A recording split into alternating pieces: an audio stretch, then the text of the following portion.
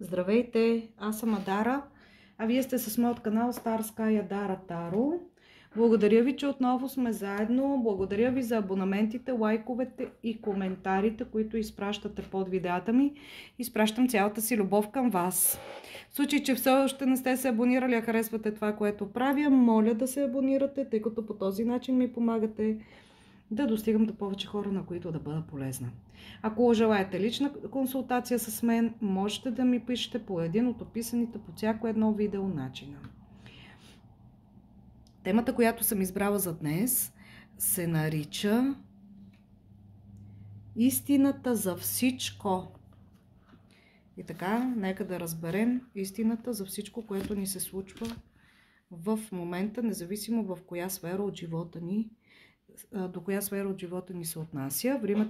Видеото е без зададен времеви диапазон, т.е. в момента, в който попаднете на него, то ще бъде актуално и ще съдържа информация, която ще се отнася само и единствено до вас, като е възможно не винаги да резонира на 100%, но при всички положения ще носи информация, която ще се отнася до вас и не бива да я пропускате. Нека да започваме.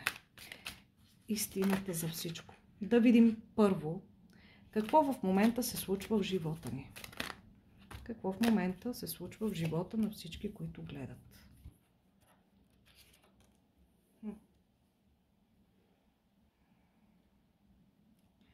Девятка на чашите, десятка мечове. С едно голямо желание сте за семейна хармония, за семейно щастие, за сбъднати мечти, всичко да се случва по начинът, по който ви се искало, сте желали, но в същото време много страдате от това, че изпитвате празнота, опустошение и не се чувствате никак добре във връзка с това ви желание. Също така в момента в вашето обкръжение присъства един крал на пентаклите, който играе важна роля в живота ви. Възможно е това да е вашият съпруг в случай, че сте семейни. Вашият сериозен приятел, ако не сте. Или в случай, че сте сами, то е възможно този мъж да е ваш баща, брат, началник. Също така в момента на голяма част от вас виждам, че им се иска да имат дете. А друга част от вас вече имат такова или такива и съответно са с обърната мисъл към тях. Вярвате все пак на съдбата и се надявате да можете да разчитате на покровителство и успех. Също така, основен проблем, основна тежест тук виждам въпросът свързан с любовта, с великата любов, с голямата любов, истинската любов. Така, при по-голямата част от вас. Нека сега да видим каква е истината за всичко. Каква е истината за всичко? Видяхме какво е сегашното положение. А каква е истината?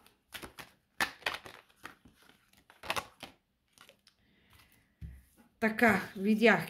Тази беше първа, втора, трета. Два големи аркана.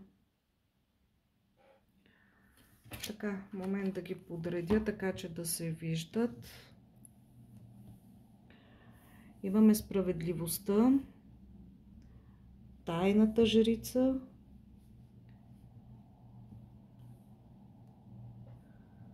така, и рицарят на жезли, извинявайте, кралят на жезлите. Истината за всичко е, че този крал на жезлите, който е възможно да е от огнените знаци, Зодия, Овен, Лъв, Стрелец, такъв асцендент или планета в наталната си карта. Този човек е много добър предприемач, много темпераментен, много движещ се, импулсивен, често избухлив, но пък в същото време с много добро сърце и много обичащ, отнасяш се и с топлина. Този човек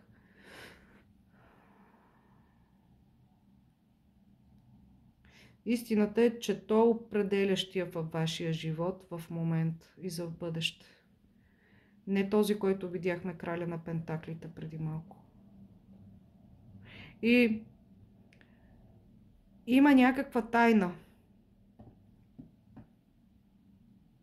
Истината е, че не всичко знаете.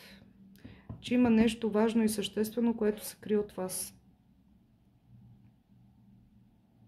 И че настъпва момента, в който трябва да дойде справедливостта. По справедливостта, който каквото е заслужил, ще си го получи. Ако по справедливостта вие трябва да разберете тази тайна, ще я разберете. Това е нещо, което в момента ви пречи да имате пълна яснота и поглед върху всичко случващо се. Какво още е истината? Четворка на пентаклите, паж на жезлите.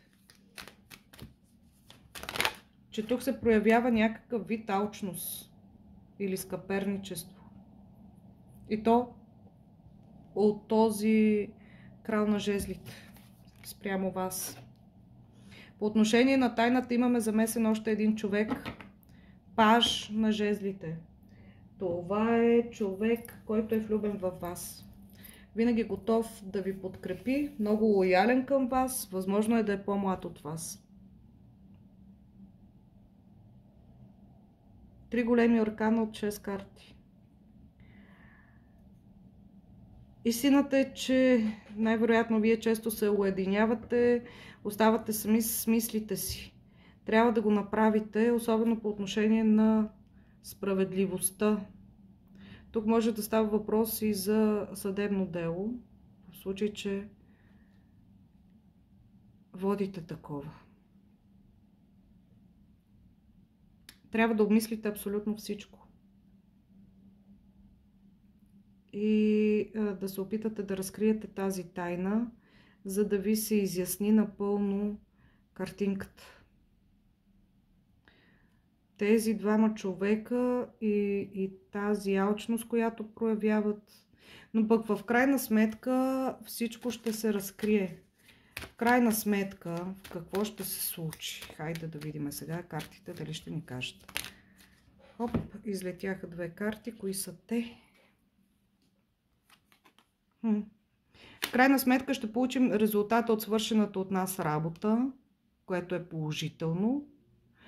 Но в същото време и ще се чувстваме, сякаш са ни отнети привилегиите и плановете.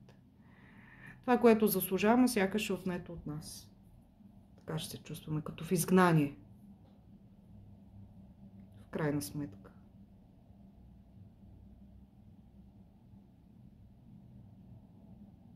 Явно тази тайна тук пречи. Има нещо, дали е заговор или нещо друго по отношение на вас. И в крайна сметка вие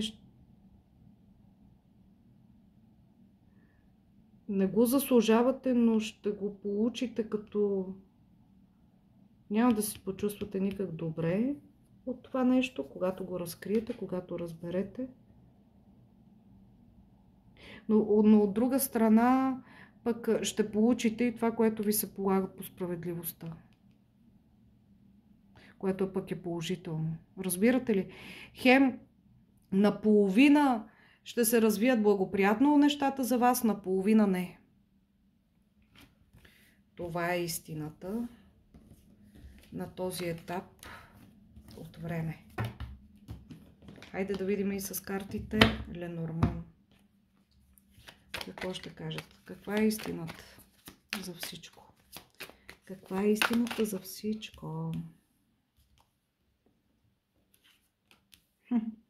Истината е, че ви се иска пълното щастие, пълната хармония, късмета, сбъдването на най-съкровенната ви мечта.